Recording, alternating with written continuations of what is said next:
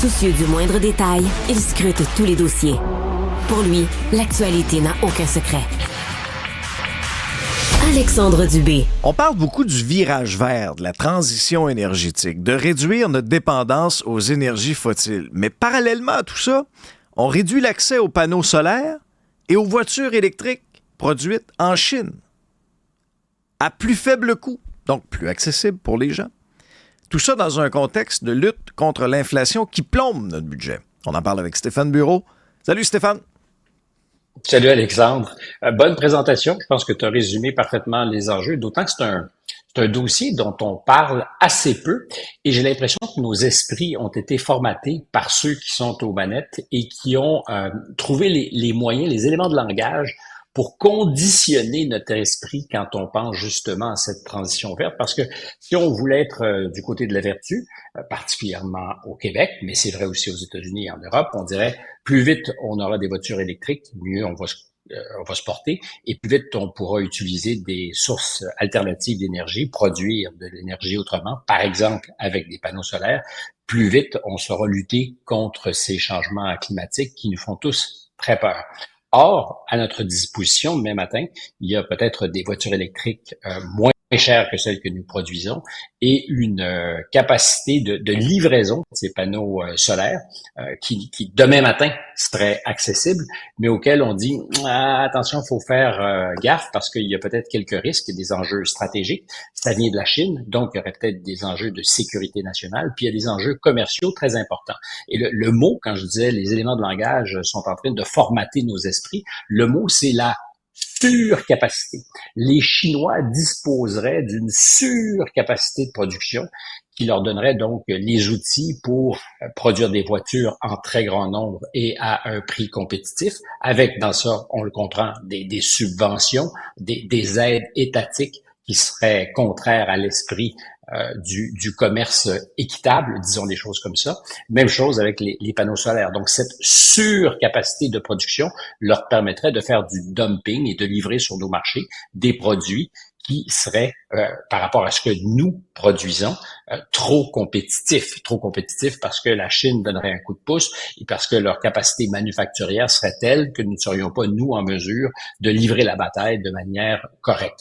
Or, qu'est-ce que les producteurs de voitures américaines ou européennes font en Chine depuis 30 ans?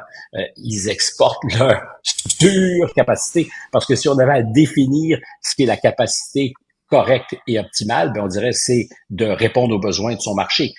GM ou Ford produiraient ce qu'il faut pour subvenir aux besoins des consommateurs américains. Mercedes ferait ce qu'il faut, BMW ferait ce qu'il faut pour subvenir aux besoins des consommateurs allemands ou peut-être par extension européens. Puis on dirait ça, c'est correct. Mais quand on se met à exporter à l'étranger, on serait dans la surproduction, la surcapacité. Or, si c'était le cas, les grands constructeurs automobiles, depuis très longtemps, sont en surcapacité et s'en tirent très, très, très bien. Je vois très mal les Allemands, par exemple, qui font de très grosses affaires en Chine, sans vouloir de produire des voitures en nombre suffisant pour subvenir aux besoins du marché chinois, qui est un marché ou qui était un marché jusqu'à ce jour extrêmement gourmand pour ces voitures allemandes, y compris aussi pour des voitures américaines. En ce moment, un des principaux producteurs de véhicules électriques au monde, c'est un joueur américain, j'allais dire Tesla. Oui, mais il y a Tesla, mais qui en Chine. La compagnie qui dérange en Chine, c'est BYD. Tesla et BYD. Ah, il n'y a aucun doute. C'est un combat féroce, là. Et c'est là que les Américains disent, attention, là, vous êtes en train de nuire à nos intérêts, parce qu'à ce jour, Monsieur Musk faisait de très, très bonnes affaires en Chine, et depuis 2 ans, est obligé de réduire ses prix, ce qui est une bonne affaire, parce que c'est ça la loi du marché. Normalement, c'est de dire le meilleur produit au meilleur prix. Tesla, pendant un certain nombre d'années, était dominant dans le marché. Je sais pas si tu as les moyens de te payer une Tesla. Moi, j'ai certainement pas les moyens de me payer une Tesla. C'est une voiture de luxe, disons-le. Alors, elle est peut-être vertueuse, mais il faut être pas mal riche pour avoir le discours vertueux quand on se promène en Tesla. Et en ce moment, il est obligé d'adapter sa structure de prix en Chine parce que c'était un marché croissant pour lui. Ces voitures étaient convoitées, mais elles sont aujourd'hui en compétition en Chine avec, comme tu le dis, des producteurs nationaux, locaux, qui offrent des alternatives, d'abord efficaces, convoité par les consommateurs et à moindre prix. Souvenons-nous de la visite du président chinois en France il y a 3 semaines. On en a parlé quelques fois. Quand le président Xi est arrivé, c'était quoi l'enjeu pour les Européens et particulièrement pour la grande patronne Ursula von der Leyen? C'était de dire, on va avoir à l'œil la production chinoise qui risque d'envahir nos marchés. On va déclencher une enquête. Qu'est-ce qui se passe aux États-Unis? Le président Biden, qui pendant des mois, sinon des années, a dénoncé les pratiques, sinon le discours protectionniste de Donald Trump. Aujourd'hui, alors qu'on non seulement il fait la même chose, il a fait passer les tarifs douaniers sur les véhicules électriques chinois à 100%. Donc, si la voiture chinoise vaut 20 000 elle coûtera sur le marché américain 40 000 Alors, en ce moment, la vérité, c'est que c'est un peu du tape à l'œil parce qu'il s'en vend pas tellement de voitures électriques chinoises qui sont adaptées aux normes du marché américain, mais le potentiel de distribution de ces véhicules est extrêmement élevé. Ça fait peur aux Américains, ça fait peur aux Européens. Soudainement, ce qu'on appelait la mondialisation heureuse, c'est-à-dire justement de faire en sorte que les meilleurs gagnent, n'est plus au rendez-vous. Alors, on va dénoncer les pratiques commerciales déloyales de la Chine. Mais qu'est-ce qu'ont fait les États-Unis quand ils ont adopté leur Inflation Reduction Act, comme M. Biden a fait voter ça? On parle de 1 milliard de dollars. Ben là-dessus, il y a à peu près plus ou moins, je fais simple, 300 milliards d'aides à la conversion verte, à cette transition énergétique, qui est ni plus ni moins, de façon déguisée, des subventions qui sont faites aux entreprises américaines pour qu'elles puissent justement être plus compétitives sur ces nouveaux marchés pour les constructeurs automobiles. C'est de l'aide qui va jusqu'à 14 ou 15 milliards de dollars par année dans quelques années pour faire en sorte que leur nouvelle production s'adapte aux besoins de ce virage vert et qu'ils soient compétitifs.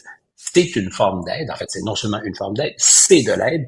Et dans ce cas-ci, les Américains ne se gênent pas pour le dire. On va même subventionner l'achat de véhicules électriques made in USA.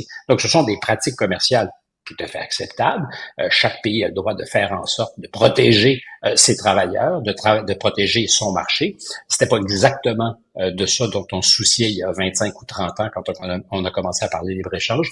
Les travailleurs étaient peut-être pas au centre de l'équation. On parlait davantage des consommateurs. Et là, soudainement, aux États-Unis, dans un contexte où et en Europe, je le rappelle, où on dit il est de plus en plus important de faire attention à notre consommation énergétique. On a des alternatives qui sont à notre disposition, beaucoup moins chères que ce qui est fait localement. Alors, je m'arrête moi-même. Évidemment, on peut comprendre que l'Europe, le Canada, les États-Unis se disent il faut qu'on se dote de cette capacité pour être autonome, pour être capable d'assurer justement chez nous aussi cette transition. Mais ce qu'on constate, c'est que ça coûte beaucoup plus cher quand on le fait chez nous, parce qu'on est en retard sur la loupe, parce que notre recherche et développement est à la traîne, parce que nos coûts de production, parce qu'on a abandonné notre capacité manufacturière depuis très, très longtemps, sauf peut-être les Allemands, qui sont la voix dissonante. C'est-à-dire que les producteurs d'auto allemandes sont ceux qui disent laissons les règles du marché fonctionner. On est prêt, nous, à vivre avec la compétition tonique des Chinois parce qu'ils veulent continuer à vendre en Chine, parce qu'ils veulent surtout pas qu'il y ait du côté des Chinois des manœuvres de riposte où on va dire vous voulez taxer nos voitures, on va faire la même chose sur les vôtres. Et ils veulent, parce que commencer à négocier le virage des Allemands, et ils veulent absolument continuer à rester dans la course avec les mêmes règles. Et là, soudainement, à mi-parcours, on nous explique, et je comprends, parce que je suis de ceux qui pensent qu'il faut se méfier de ce nouvel empire qui est la Chine. Ils sont pas meilleurs ou moins, je dirais, vertueux que le sont les États-Unis. Ils sont essentiellement dans la même partie, c'est-à-dire qu'ils jouent pour faire en sorte que leurs muscles leur rapportent des dividendes. Les États-Unis font la même chose, l'Europe fait la même chose. Mais est-ce qu'on peut, nous, sérieusement et sans hypocrisie, dire aux Chinois, vous êtes en train de fausser la game, alors qu'on veut plus de véhicules électriques, plus de panneaux solaires et surtout dans un contexte inflationniste à meilleur prix. À meilleur prix. Alors, ça soulève des vrais enjeux de sécurité et de dépendance. Bon, on s'est livré pieds et poings liés en matière, par exemple, de médicaments.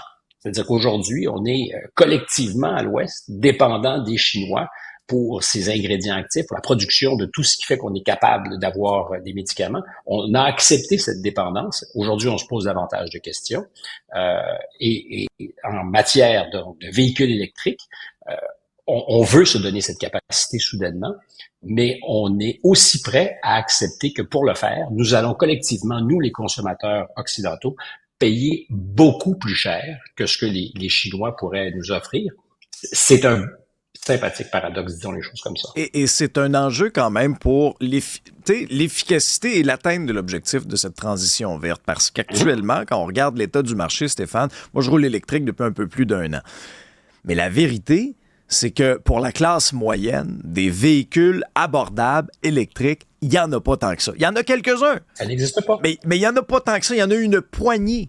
Alors, tu sais, quand c'est rendu qu'il faut que tu débourses 70, 80 000 $, là, on n'est plus là du tout. On n'est plus du tout dans la réalité de la classe moyenne. Et c'est là, moi, que je viens questionner aussi le retrait même de certaines subventions. Puis après ça, on empêche un joueur comme ça d'intégrer le marché pour qu'il y ait un effet de baisse de prix comme tel. La route vers la transition énergétique est un peu chaoteuse. Hein? Elle est faite de nids de poules, ça va très très bien avec notre destin de chauffeur québécois. Exactement, tu as parfaitement raison. Et quand il y a des alternatives, alors est-ce que demain matin, ces voitures électriques plus compétitives et moins chères, parce qu'on parle de véhicules qui pourraient entrer sur le marché quand on est à référer à la production chinoise à 20 000, 22 000 $ pour les moins chères, donc effectivement plus compétitives. Est-ce qu'elles sont adaptées aux normes sécuritaires nord-américaines? La réponse c'est non, mais c'est vite fait. Si on favorisait évidemment, alors ce qu'on doit favoriser, il y a des travailleurs de l'automobile qui vont dire attention, non, mais on a toujours dit que le commerce mondial, la mondialisation, c'était pour optimaliser les productions et faire en sorte que tout le monde soit compétitif. Alors, ce que ça dit en creux, c'est que nos industries ne sont absolument pas compétitives, nos travailleurs ne le sont pas, et qu'on doit donc se protéger en attendant. Puis cet en attendant va coûter très cher aux consommateurs si on accepte que la transition vers les véhicules électriques, c'est la véritable solution à tous nos problèmes. Ça pose de vraies questions. Est-ce que ça passe par ça vraiment? Et quels sont les coûts environnementaux dont on parle pas quand on parle de transition électrique? Tu te rappelleras qu'on en a abondamment jasé, pardonne-moi l'expression, parce que c'est pas banal, quand on parlait de l'extraction de minerais au Congo, du coût humain. Oui. Combien de personnes chaque année meurent des changements climatiques? Il y en a certainement. Et combien peut-on assurément dire sont mortes des personnes dans les mines illégales de minerais au Congo, minerais essentiels à la production de batteries et d'autres éléments liés à la production de voitures électriques. C'est aussi un autre enjeu. Mais revenons essentiellement à la question commerciale. Quand on va te parler de surproduction, de surcapacité, et que tu vas t'emballer en disant « Ah, les espèces de snoro », ben pose-toi la question de ce que depuis 20, 35 ans, la surcapacité et la surproduction.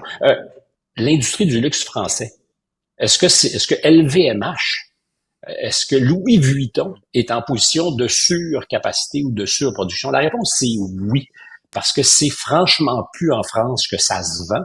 Ça se vend dans les marchés en développement qui explosent, qui sont en Asie et aussi beaucoup en Chine. Est-ce que c'est normal? Ben, Monsieur Arnaud, qui est le propriétaire, te dirait oui, c'est une excellente affaire.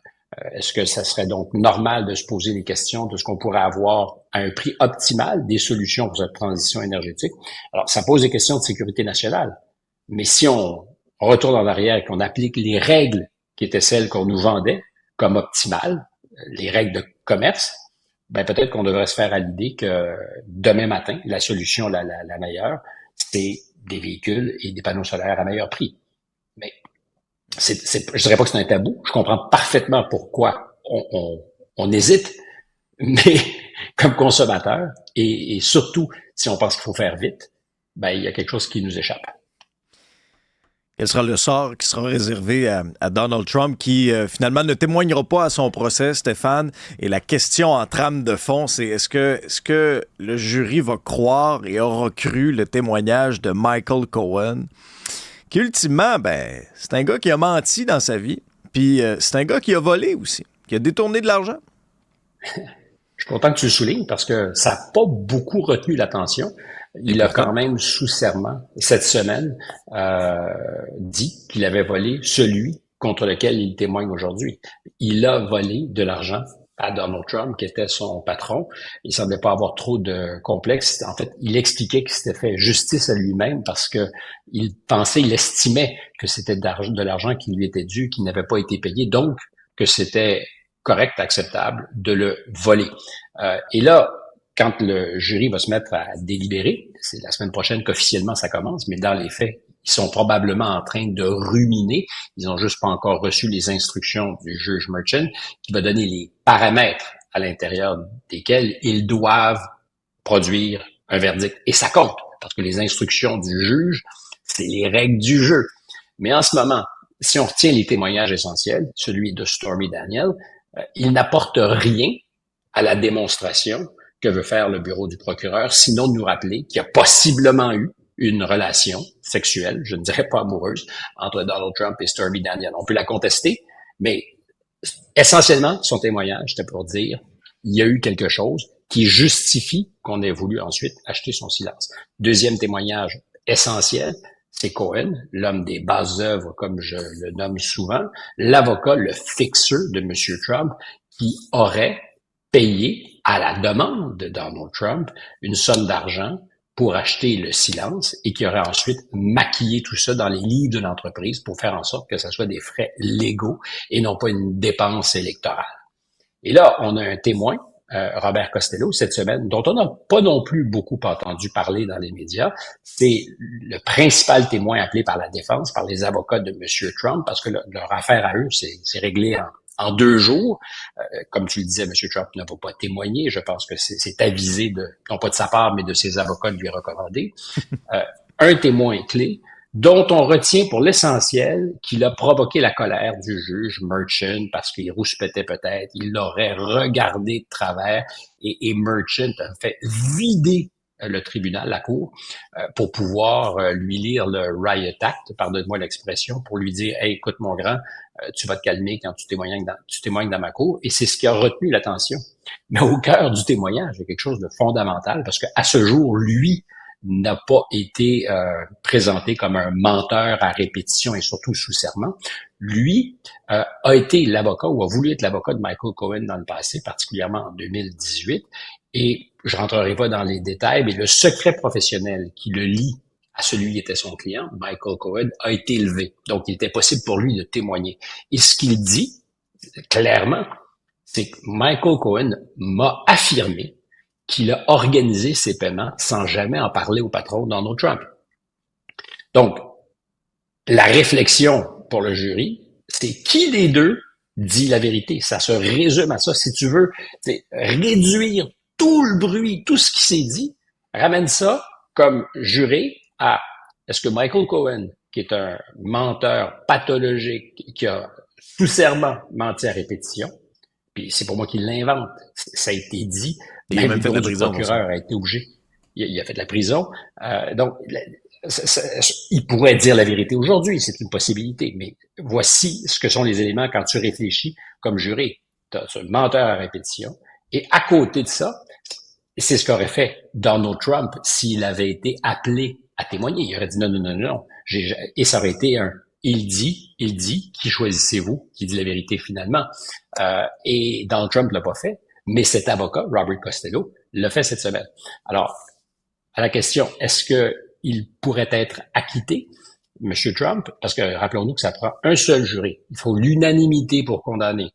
Alors, c'est un contexte qui ne lui est pas favorable, dans une ville qui ne lui est pas favorable, avec des jurés qui sont probablement dans le fan club de M. Trump, mais est-ce qu'il y en aura 1, 2 ou 3 de ces jurés qui vont dire « Je l'aime peut-être pas, mais je peux pas, moi, dire qu'il n'y a pas un doute raisonnable. » Dans ce contexte-là, rien n'est impossible, c'est-à-dire qu'il pourrait être condamné, mais je pense qu'il est de plus en plus probable que M. Trump ne soit pas condamné au terme de l'exercice. Bien, probable.